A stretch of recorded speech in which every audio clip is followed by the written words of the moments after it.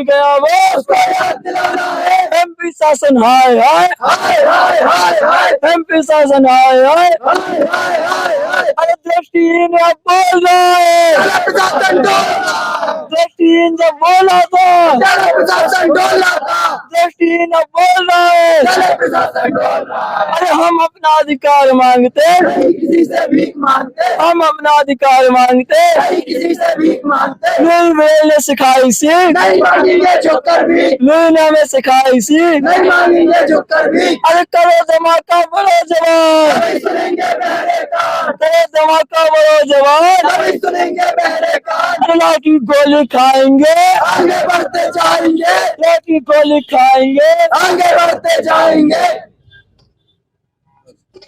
श्री अर्चित जैन जी जो थे, एक हमारे यहाँ कर्मचारी थे, वो रेगुलर नहीं थे, ऐसे ही मजदूरी त्योहार पर रखा गया था और उनके द्वारा यहाँ पर नशा पत्ती का उपयोग किया जाता रहा, परंतु हमने उनके खिलाफ मोर्चा खोला और उन्हें फिर हटाया गया। लेकिन उनको द्वारा धमकी दी गई, क्लास के अंदर धमकी दी गई कि हम आपको बाहर देख लेंगे। जब हमने अधिकारियों से शिकायत की तो वरिष्ठ कार्यालय से हमारे प्रचार को निर्देश मिले कि आप एफआईआर कीजिए, तो प्रचार महोदय ने अपना पल्ला झाड़ लिया। उन्होंने कहा हमारा पर्सनल मामला नहीं है, आपका पर्सनल मामला है, आप खुद ही निपटिए। अधीक्षिका महोदय से नहीं की आपने शिकायत? हमने जो अभी सहायक संचालक महोदय आई थी, उनसे ही जाके सामने प्रमाण सहित हमने उनको वीडियो सहित दिखाया था, परंतु उस पर फिर कोई कानूनी कार्रवाई नहीं हुई। उन्हें मजदूरी तौर पे तो थे तो उनको हटा दिया गया, लेकिन एक जो कानूनी कार्रवाई की जानी चाहिए थी। हमारे छात्र कभी भी कोई भी काम से, स्कॉलरशिप के काम से बाहर घूमते रहते, कल के लिए मारा पीटी हो जाए, कोई घटना घट जाए, उसका जवाबदार कौन होगा? हमने इनसे सवाल पूछा तो इन्होंने अपना पल्ला झाड़ लिया। अभी तक हमें सवाल का उत्तर दिया ही नहीं। हमने इनसे एफआईआर की कॉपी मांगी, इन्होंने दिया ही नहीं हमें, और ना इन्हें एफआईआर की। दृष्टि बधिर विद्यालय जबलपुर में हम आज खड़े हैं। छात्र अपनी मांगों को लेकर के, अपनी समस्याओं को लेकर के आंदोलन करने के लिए उतारू है, और ऐसी कौन सी वजह है, आइए छात्रों से जानने की हम कोशिश करेंगे। भाई साहब, क्या नाम हुआ आपका? मेरा नाम राजा राम पटेल है और मैं आपको बताना चाहूंगा मीडिया के माध्यम से कि हमारी कोई बड़ी बड़ी मांगे नहीं है, बहुत जायज ही मांगे हैं। और शिक्षा को लेकर हमने बार बार पत्र लिखा है कि हमारे पास टीचर नहीं है, आप टीचर उपलब्ध कराइए। इंग्लिश टीचर नहीं है, रेगुलर इंग्लिश टीचर भेजिए। हमारे पास कंप्यूटर टीचर हैं तो उन्हें ऑफिस वर्क में काम लिया जाता है। हमारे पास संगीत इंस्ट्रूमेंट एक विषय है, हमारा संगीत जो बोर्ड क्लास में भी चलता है, उसके हमारे पास इंस्ट्रूमेंट पूरे फूटे फूटे रखे हुए हैं। क्या हम उनसे अभ्यास करें, क्या हम उनसे अपेक्षा करें?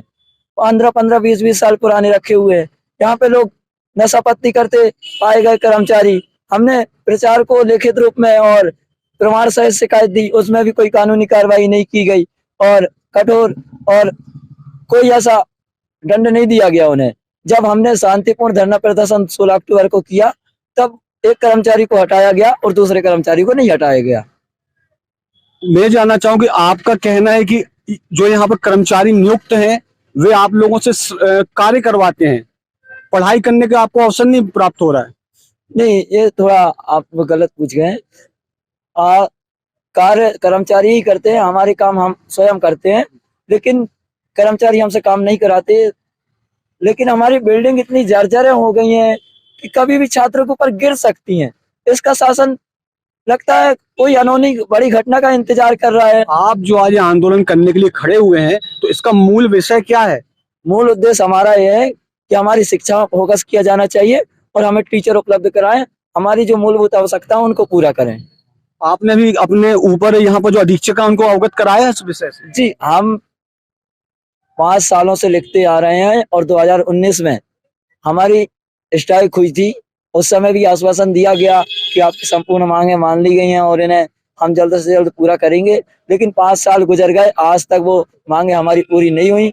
हम पुनः आवेदन देते आए, हर जगह आवेदन दिया, लेकिन कोई सुनवाई नहीं हुई, कोई निराकरण नहीं हुआ। जब निराकरण नहीं हुआ तो हम इस कदम हेतु बाध्य होना पड़ा और आज हमारा ये तीसरा दिन है। आगे चल के अगर हमारा निराकरण नहीं होता तो हम चक्का जाम करने की मांग करते हैं और आगे चल के हमारा धरना प्रदर्शन भव्य रूप में होगा। आप कलेक्टर महोदय जबलपुर से एक अपील करिए जो उनसे कहना चाहते हैं। हम कलेक्टर महोदय से कहना चाहते हैं कि हमारी किसी में ध्यान दें चाहे ना दें, हमारी सुरक्षा में ध्यान दें चाहे ना दें, हमारी शिक्षा में तो कम से कम ध्यान दीजिए। आप कम से कम हमारी शिक्षा को सुचारू रूप से चलवाइए। जो हमारे पास इंग्लिश टीचर वो साल में 2-2 बार बदलते हैं, कोई आते आते छोड़ देता है, कोई आता ही नहीं है, तो हमारी शिक्षा कैसे मिले, हम कैसे पढ़ाई कर पाएंगे। और एक ही मध्य प्रदेश में ऐसा स्कूल नहीं है, बाजू में भी स्कूल है, सब जगह टीचर है, बस ऐसे विद्यालय में टीचर क्यों कम है।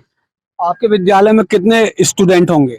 हमारे यहाँ 100 सीटर विद्यालय है और 98 एडमिशन है अभी लगभग, लेकिन कुछ छात्रों के साथ समस्या रहती है, किसी की तबीयत खराब रहती है, किसी की कुछ रहता है, तो इस कारण अभी 80+ लड़के हमारे साथ आंदोलन में हैं, शामिल हैं। धन्यवाद। आपने देखा कि दृष्टिबधिर छात्रों के साथ किस हद तक अन्याय हो रहा है। इसकी पराकाष्ठा है कि आज हमारे इन दृष्टिबधिर छात्रों को अपने आंदोलन के लिए उतरना पड़ा। हम शासन प्रशासन से मांग करेंगे कि इनकी सुविधाओं के लिए जल्द से जल्द कोई ठोस कार्रवाई की जाए, नहीं तो ये छात्र एक बड़े आंदोलन के लिए मजबूर होंगे।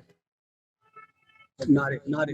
कृपया हमारे चैनल जबलपुर दर्पण जेडी न्यूज को सब्सक्राइब करें व आई बेल को दबाना न भूलें ताकि हम आपके लिए लगातार शहर से जुड़ी खबरें आप तक पहुंचाते रहें।